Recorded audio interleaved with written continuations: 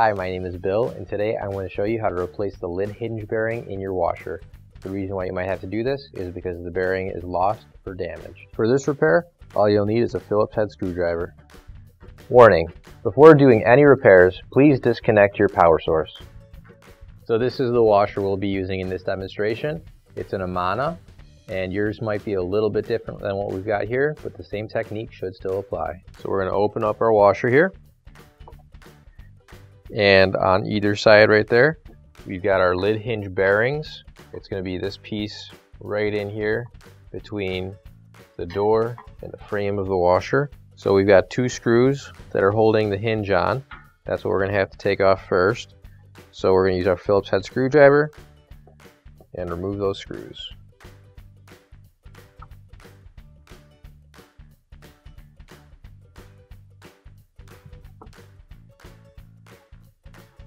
So now what we're going to do is remove the lid hinge, and that has a couple of twists and turns in it, so as you pull it out, you're going to have to kind of work it and twist it so that you can get the hinge out, because it's locked in place behind the frame there.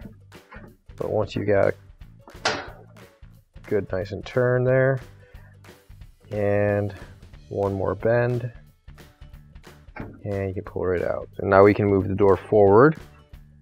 And since that's out of the way now, we can just grab onto the bearing and just pull that straight out. Now you can grab your new OEM replacement lid hinge bearing. If you don't have one already, you can find it on our online store. So you'll see on our bearing right here, it's got kind of a tapered edge, so it goes from really thick on the edge there and then all the way to a thin part there. When we put the hinge bearing back into the hole here, there's a bend in the metal, so we're going to also keep that thin edge on the back there so that when we put it in, it should fit nice and smoothly, and that tapered edge fits perfect right with the bend in the frame.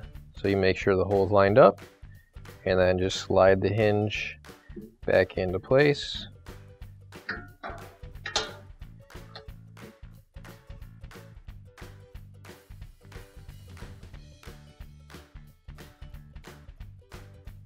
So we'll go like this.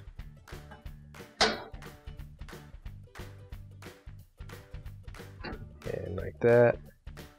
And right there. And once you get the screw holes lined up, you can screw it back in.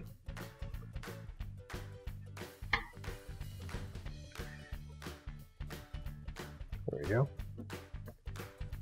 And once you've got it screwed in, you can just make sure it works properly, open it, close it a couple times. But once you've done that, your repair is complete. Finally, don't forget to plug in your appliance. If you need to replace any parts for your appliances, you can find an OEM replacement part on our website, PCApplianceRepair.com. Thanks for watching, and please don't forget to like, comment, and share our video. Also, don't forget to subscribe to our channel. Your support helps us make more videos just like these for you to watch for free.